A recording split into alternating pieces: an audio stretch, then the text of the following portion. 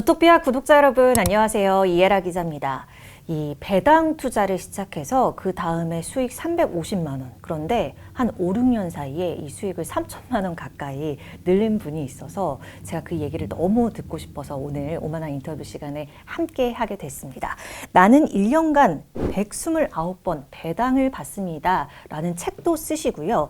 현재 주식 쇼퍼라는 유튜브 채널을 통해서 투자자분들과도 소통을 하고 있는 분입니다. 주식 쇼퍼 김태환 작가님과 함께 할게요. 안녕하세요.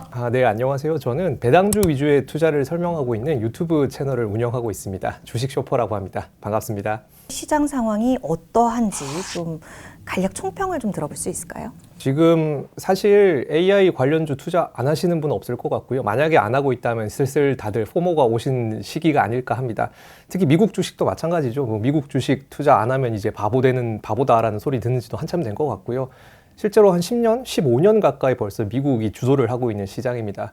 그러다 보니 이제는 미국 주식 그리고 기술주가 슬슬 과도기 상태가 아닌가, 이제는 좀 고평가된 상태가 아닌가라고 저는 조금 생각을 하고 있고요. 그렇기 때문에 앞으로는 가치주의 시대 혹은 미국 외 국가들도 어느 정도 키 맞추기를 할 수 있는 시대가 오지 않을까라고 생각을 하고 있습니다. 최근에 딥시크도 약간 같은 관점에서 바라보셨어요? 딥시크가 나오면서 미국 주식들이 굉장히 많이 이번에 하락을 했잖아요. 네. 근데 사실 다시 한번 생각을 해보면 어느 정도는 예측이 된 게 아니었던가 싶어요. 왜냐하면 미국이 너무 잘 나갈 때 중국은 너무 조용했었거든요. 물론 중국이라는 국가가 믿을 수도 없고 지금 부동산도 많이 위험하고 나라 자체도 지금 많이 위험한 상태다 보니까 굉장히 불안하고 투자를 아무도 안 한다라는 생각이 드는 시기였던 것 같아요. 그러다 보니 이번에 딥시크든 무엇이든 뭔가가 나올 시점이 되지 않았을까 싶습니다.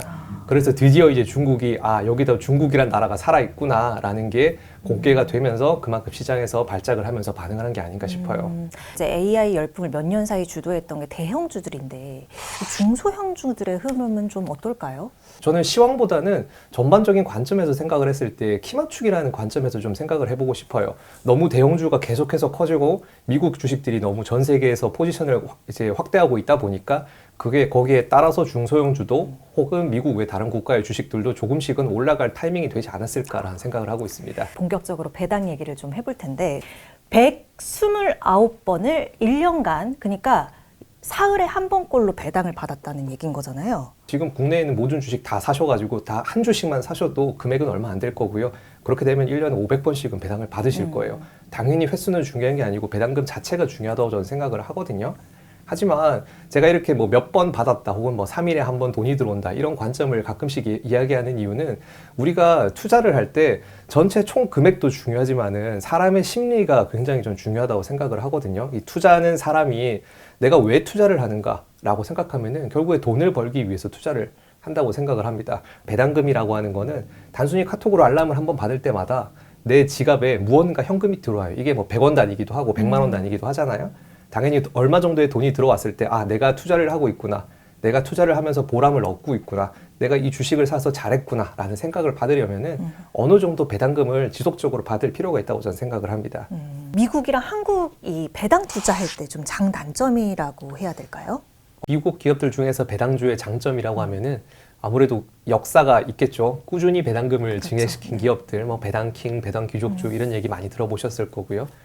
분기배당, 월배당 이런 기업들도 많이 있습니다. 그만큼 기업이 배당을 한다, 주주환원을 한다라는 게 미국 입장에서는 정말 당연하다고 생각을 하는 것 같아요. 자본주의 시장에서 기업의 주인은 주주다라는 것을 확실하게 인식을 시켜주고 그 주주들에게 현금으로, 배당금으로 돈을 돌려주기 때문에 미국 주식을 투자할 때 배당금을 정말 안 볼 수는 없구나. 심지어 빅테크들도 처음에 배당금을 안 주던 회사들도 결국에 시간이 지나면 배당금을 주게 되어 있습니다. 지금은 애플도 배당금을 주고 마이크로소프트도 당연히 배당금을 주고 있어요.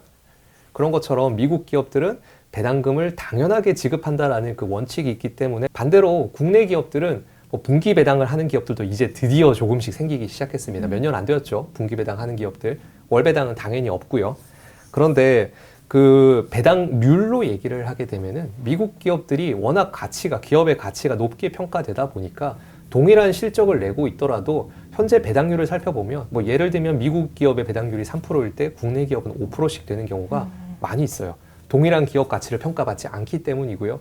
우리 배당률이라고 하는 게 보통 주가랑 정반대로 생각을 하시면 되거든요. 간단하게 지금 당장 주가가 오르면 배당률은 떨어지는 거고요. 주가가 떨어지면 배당률은 올라가게 됩니다. 미국 기업들의 주가가 올라가면서 배당률은 떨어졌어요. 물론 전체 배당금은 늘었고요. 다만 국내 기업들은 그만큼 주가가 오르지 않고 횡보하거나 떨어지는 경우가 많기 때문에 상대적으로 배당률이 높은 경우가 많습니다. 그래서 고배당률을 생각하면서 투자할 거라면 국내가 좋을 것 같고요.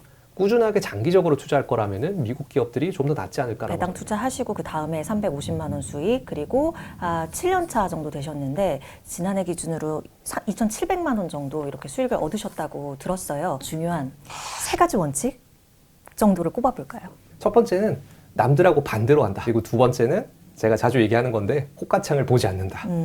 그리고 세 번째는 가장 정석이죠. 장기 투자한다. 네, 이 남들하고 반대로 한다라는 거는 좀 외로워요. 투자할 때 보통 남들이 다 이거다라고 할 때 혼자만 예스라고 할 때 나만 노라고 하면은 욕먹기 십상이거든요. 실제로 유튜브에서도 그렇게 얘기하면 욕을 많이 먹더라고요. 모두가 미국 주식할 때 나는 한국 주식합니다. 모두가 엔비디아 할 때 나는 딴 거 삽니다. 라고 하면은 당연히 욕먹어요. 바보 소리 많이 듣고요. 지금은 미국 주식을 얘기하지만은 과거에는 중국을 얘기했던 사람들이 많았고요. 그 다음에는 브릭스를 얘기했던 사람들이 많았어요. 한때는 뭐 IBM이 어떻다, 인텔이 어떻다 뭐 그런 이야기 다 많이 했었습니다. 그런데 지금 시간이 조금 지나고 나서 생각을 해보면 그때 가장 화려했던 주식들의 성과는 지금은 별로거든요.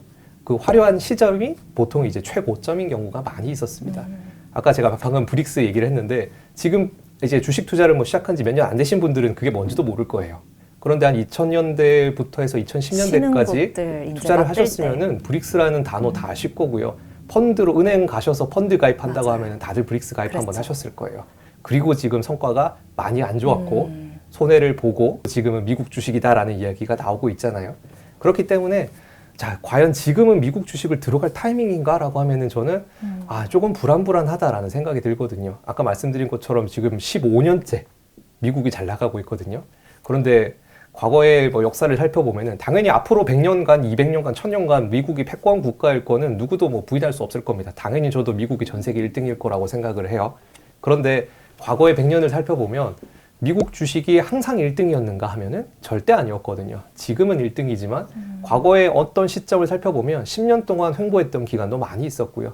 오히려 계속해서 떨어졌던 구간들도 많이 있었습니다. 그런데 이제 그 10년을 횡보할 시기가 만약에 지금 도래한다면은 그거를 버티면서 역시 미국 주식이지라고 5년째 주식이 안 올랐는데 그 말을 하고 있을 사람들이 과연 몇 명이 있을까 하면은 저는 없다고 생각을 하거든요.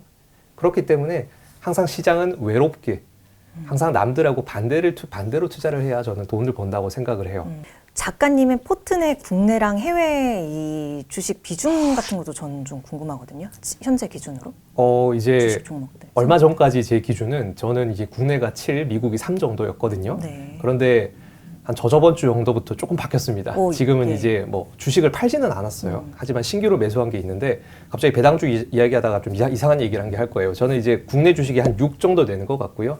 미국이 3, 기타 투자가 1 정도 됩니다. 기타요? 그 기타 투자가 뭐냐면 저도 이제 얼마 전에 비트코인을 샀어요. 예. 비트코인을 조금 사면서 비트코인이나 금이나 채권까지 비중을 조금 올려갈 필요가 있겠구나 생각이 들었거든요. 그래서 이 세 가지 비중을 합쳐서 보통 이제 10% 정도의 비중을 가져가자라는 생각을 하게 되었습니다.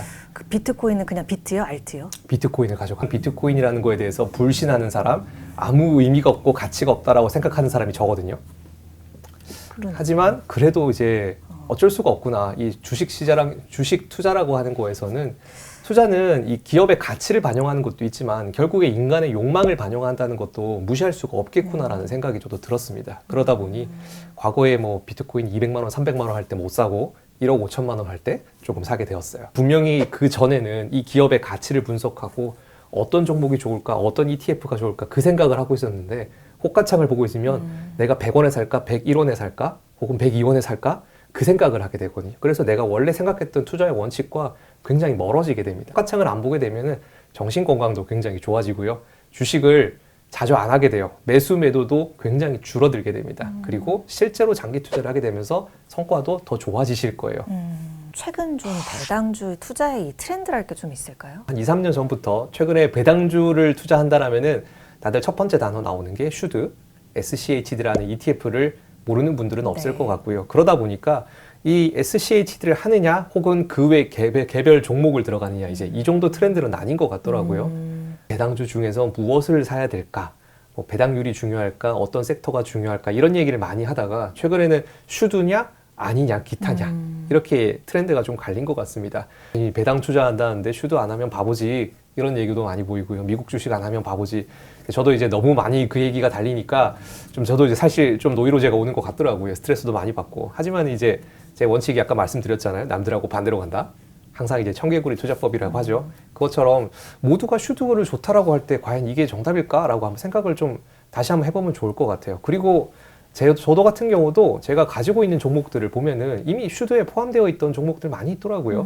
그러다 보니 내가 만약에 나는 투자를 꾸준히 해보고 싶고 투자를 어떻게 하면 더 잘할 수 있을지 공부를 하면서 해보고 싶은 분들은 슈드 외에 개별 종목을 분석하면서 들어가 보시는 것도 좀 좋다고 생각합니다. 가용 투자 시드가 한 1억 원 정도 있다면 어떻게 권하시겠어요? 만약에 지인이라면? 가장 무난한 방법은 절반 정도는 S&P 500 ETF에 투자를 하는 거라고 저는 생각을 하거든요. 그리고 나머지 50%는 내가 해보고 싶은 거 혹은 왠지 이거 좋아 보이는 거 혹은 내가 좋아하는 기업에 투자하는 거 그런 거를 한 반반 가져가 보는 게 좋지 않을까라고 생각을 합니다. 하지만은 대박을 노리고 싶다라면 만약에 내가 크게 돈을 벌고 싶다라고 하면은 그만큼 위험도도 올라갈 거예요.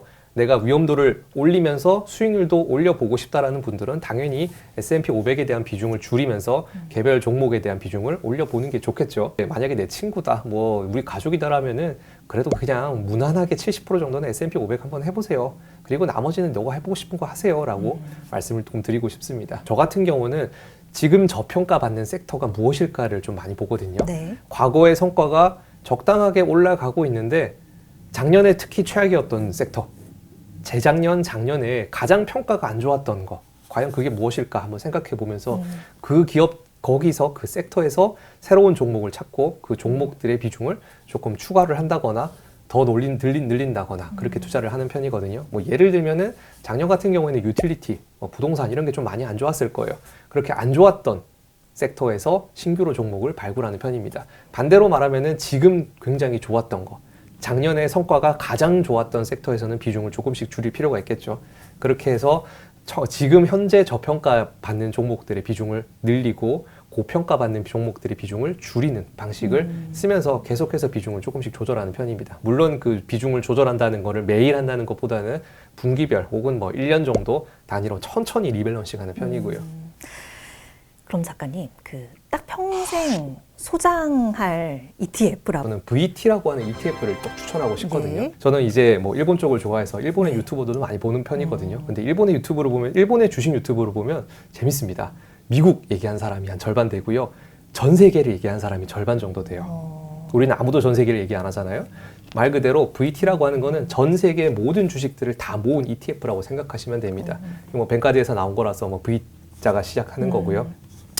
당연히 미국이 포함되어 있는데 왜 미국 안 하냐 또 그렇게 말씀하시더라고요. 전 세계 주식시장의 비중을 보면은 미국의 비중이 지금 50%가 넘었거든요. 그 비중을 그대로 따라갑니다. 그러다 보니까 VT라고 하는 ETF를 사시면 미국 주식도 당연히 사는 거예요.